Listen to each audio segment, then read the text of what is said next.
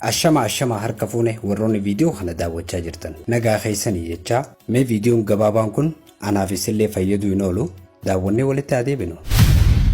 Eenyu wajjin jirta ati circle of influencing kan keenyu warroota jabaaduu siin jaani moo warroota usiisaa siin jaani warra harka sii dha'u kana yoo kan dhageessu taate you will fail. Kufaatii hundumaa booda ka'uun cimina kee isa dhugaati.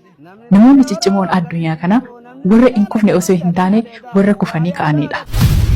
Gufuuleen mul'ata akka ati mul'ata kan kee bira hin geenye akka ati mul'ata kan kee kana galmaan hin geenye maaltu sidaan geessee namni reedduun maaliif duuba mul'ata bira hin geenye. Jiruuf jireenya keessatti kufaatiin ni jira. Kuftee achitti nafiin firadhu ka'i malee.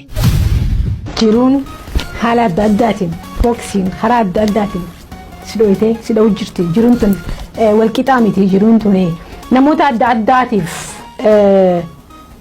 namoota adda addaa ni gargaarti namoota adda addaa itti jirti namoota adda addaa ittiif jirti yaaddee ni beeyta akkasitti ni beeyta.